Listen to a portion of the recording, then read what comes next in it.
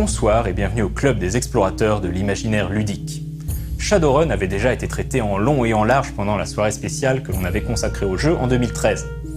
Mais je vous rassure, si je vous en parle aujourd'hui dans Indécis, ce n'est pas uniquement parce que j'adore parler de mon jeu de rôle favori, ni simplement parce que des punk elfes avec des implants cybernétiques c'est cool.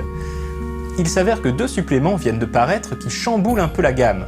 Court of Shadows, présenté comme un cadre de jeu alternatif en raison de son atmosphère très particulière, et Shadowrun Anarchy, qui propose un tout nouveau système de règles inspiré des jeux de rôle narrativistes. Mais parlons d'abord de Court of Shadows. C'est après tout la tradition dans Indécis de parler de l'univers avant de parler des règles ou des systèmes. Le rêve de la chute. Vous l'avez déjà fait, ce rêve dans lequel vous tombez, et vous ne pouvez pas voir le sol, mais vous savez qu'il est là et qu'il vous attend. Vous pouvez essayer de vous y préparer, vous pouvez essayer de vous réveiller, vous faites tout ce qui est possible pour éviter l'impact qui ne fait que se rapprocher dangereusement de vous. La cour Silly, ou cour des Lumières, est le royaume du caché, du on-dit, de l'inconnu.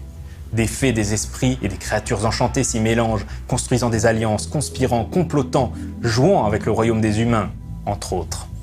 La cour a toujours existé à la bordure du monde réel, tirant notamment les ficelles de la nation elfique de Tir Na Nog. On dit d'ailleurs que certains elfes seraient les réincarnations de fées des temps jadis, naufragés dans le monde réel à la fin du 4e âge, lorsque le niveau de mana était devenu trop faible. Mais comme ce rêve dans lequel la chute ne connaît pas de fin, le monde de 2078, le 6e monde, n'est pas un monde figé. Depuis son éveil en 2011, la magie n'a cessé de gagner en puissance et en intensité, créant des passages entre le plan matériel et les métaplans de l'espace astral.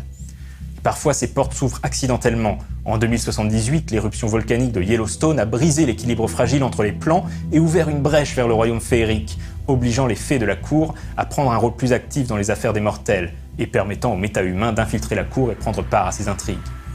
Car la cour Silly est un monde d'illusions et de coups tordus, de glamour et de manipulation, qui découvre à sa grande surprise, et à sa grande délectation, qu'il pourrait faire bon usage de ces mercenaires sacrifiables que l'on nomme Shadowrunners.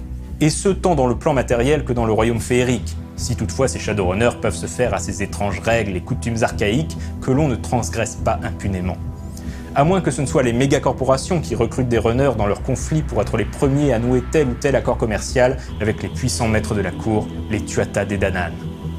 Mais il existe une autre raison pour laquelle les fées de la cour Silly et celles de son pendant obscur, la cour Unsilly, sont prêtes à braver leurs anciennes lois pour recruter des agents parmi les méta-humains. Car un artefact a fait son apparition, un jeu de tarot enchanté, le tarot du 6e monde, dont les arcanes, éparpillés aux 4 coins du monde, possèdent un pouvoir aussi puissant que mystérieux. Des factions se sont assemblées au sein de la cour autour des cartes déjà récupérées. Ces factions sont désormais avides de rassembler le reste des cartes, et de s'emparer de celles détenues par les factions rivales.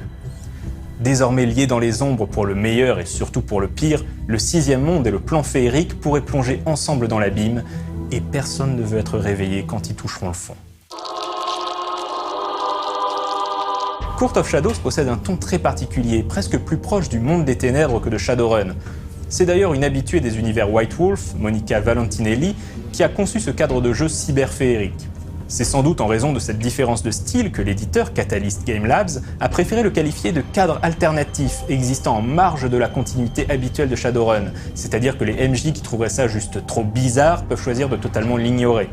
Il faut dire aussi que Court of Shadows contredit ou réinterprète les informations qui existaient jusque-là au sujet de la cour Silly dans de vieux suppléments comme Tir Na Nog ou l'Europe des Ombres, ou des romans comme Worlds Without End de Caroline Spector. Bon, rappelons-nous quand même que déjà à l'époque, ces ouvrages n'étaient pas totalement cohérents entre eux. On va dire que c'est sans doute lié à la nature changeante du monde des esprits. Pour ma part, je trouve Court of Shadows assez emballant. Le fait d'envoyer les Shadowrunners dans un métaplan au fonctionnement très différent de l'univers habituel de Shadowrun me rappelle la mythique campagne Le Retour d'Arlequin. Ce dernier fait d'ailleurs une petite apparition clin d'œil sur une des illustrations de Court of Shadows. Et après plusieurs gros métaplots très cyber, avec des intelligences artificielles, l'émergence des technomanciens ou une contagion nanotechnologique, je suis content de voir le côté magique de Shadowrun sous le feu des projecteurs. Les archétypes liés à la technologie ne sont pas oubliés pour autant, puisqu'en voyageant dans le plan féerique, les capacités des runners vont automatiquement s'adapter à ce nouvel univers. Par exemple, un rigger, qui d'ordinaire s'interface avec des véhicules, deviendra une sorte de maître des animaux, un peu comme on en trouve dans Hearthstone. Et les deckers trouveront des sources d'informations à pirater, même s'il ne s'agit pas de la matrice. En effet, les fées les plus puissantes stockent leurs souvenirs dans l'esprit de serviteurs nommés Koimeadai, des mortels qui ont accepté de devenir un disque dur vivant en échange de pouvoir ou de faveur. Les Koimeadai forment un réseau organique au sein du royaume féerique, et les Deckers sont capables de les pirater comme on piraterait un ordinateur. Je trouve que c'est une idée originale et vraiment intéressante. Malgré son originalité et ses nombreuses qualités, Court of Shadows n'est pas parfait pour autant. En particulier, je trouve que le livre n'est malheureusement pas assez complet pour fonctionner comme un cadre de jeu à part entière. Par exemple, le livre ne contient aucune description claire de ce qui est considéré comme une fée dans l'univers de Shadowrun, ou les rapports que la cour Silly entretient avec le Tirnanog. C'est quand même la base sur laquelle repose tout le reste, donc c'est un vrai problème. Comme souvent avec Shadowrun, les auteurs oublient que tout le monde ne connaît pas par cœur l'ensemble de la gamme ou des suppléments sortis il y a plus de 10 ans. Penchons-nous désormais sur Shadowrun Anarchy. Ce système alternatif est né d'un constat. Les règles de Shadowrun sont lourdes, compliquées, bourrées de sous-systèmes et de sous-règles pour la matrice, pour la magie, pour les véhicules, etc. Or, de plus en plus de joueurs n'ont plus le temps de jouer et mener un jeu de cette complexité. Catalyst Game Labs a donc eu l'envie de proposer un autre système de règles, plus simple et reposant davantage sur les interactions et le roleplay entre les joueurs. Shadowrun Anarchy est le résultat de cette réflexion. Anarchy n'a pas pour vocation de remplacer Shadowrun 5, qui continue sa vie éditoriale en parallèle. Il ne s'agit pas non plus de Shadowrun 6ème édition. C'est un système alternatif, reposant sur une philosophie différente et s'adressant à un certain type de joueurs. Chaque scénario est découpé en scènes. Chaque scène correspond à une succession de tours. Lorsque vient son tour, un joueur va décrire les actions de son personnage, mais aussi ce qu'il se passe autour de lui. La narration n'est donc plus l'apanage du meneur de jeu. Les joueurs contribuent activement à créer l'histoire et peuvent donc l'emmener dans une direction totalement inattendue. Le MJ est là dans un rôle de facilitateur. Son rôle n'est pas de dire non aux idées des joueurs, mais oui et...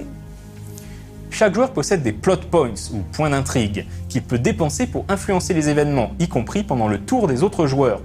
Un joueur peut dépenser un point d'intrigue pour agir alors que ce n'est pas son tour, par exemple. Les joueurs commencent avec 3 plot points et en gagnent de nouveaux avec des actions d'éclat ou du bon roleplay, à la discrétion du MJ. On note d'ailleurs que la feuille de personnage est bourrée d'informations allant dans ce sens, par exemple des cues, que l'on peut traduire par répliques, c'est-à-dire des exemples de phrases typiques du personnage. Utiliser ces répliques pendant la partie est un bon moyen de gagner des points d'intrigue.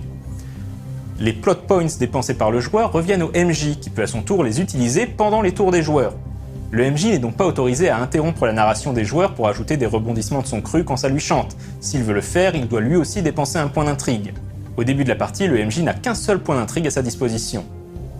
On retrouve dans Anarchy le principe fondateur de Shadowrun. Pour effectuer une action, on additionne le score d'attribut au score d'une compétence, et cela donne le nombre de D6 à lancer. Toutefois, le système est nettement simplifié. Moins d'attributs, seulement une poignée de compétences, le reste est géré via des Shadow Amplifications ou AMPs, qui vont représenter tous les bonus auxquels a droit le personnage par son équipement, ses implants cybernétiques ou sa magie, et vont donner des bonus dans des situations très spécifiques. Par exemple, si le personnage possède un Cyberdeck Dernier Cri, celui-ci pourra correspondre à un AMP lui permettant de relancer 2 dés lors des actions dans la matrice. J'aime beaucoup les idées développées pour ce système, et je pense que Shadowrun avait grandement besoin de proposer des règles plus légères. Par contre, cette manière de jouer oblige à appréhender le jeu complètement différemment. Et selon la table, cela peut être une bénédiction ou une source de blocage, au moins lors des premières parties. Le fait est que, contrairement à d'autres jeux narrativistes comme l'excellent Psyrun, où au-delà du pitch de départ, tout est à créer, Shadowrun est déjà un univers riche et complexe, et que cette richesse et cette complexité font partie intégrante de son attrait. En conséquence, le système semi-narrativiste d'Anarchy peut se révéler intimidant pour certains joueurs, qui auront du mal à s'approprier la narration de peur de dire une bêtise, de ne pas connaître suffisamment l'univers ou de casser l'histoire. Et certains joueurs n'ont tout simplement pas envie de se voir confier une partie des pouvoirs et des responsabilités du MJ. Chaque table aura donc besoin de trouver son propre style et décider à quel point les joueurs souhaitent partager la création. Heureusement, Anarchy propose une base solide mais très flexible. On peut tout à fait en utiliser le système de règles et certaines idées comme les points d'intrigue, mais dans une structure plus classique avec un MJ narrateur.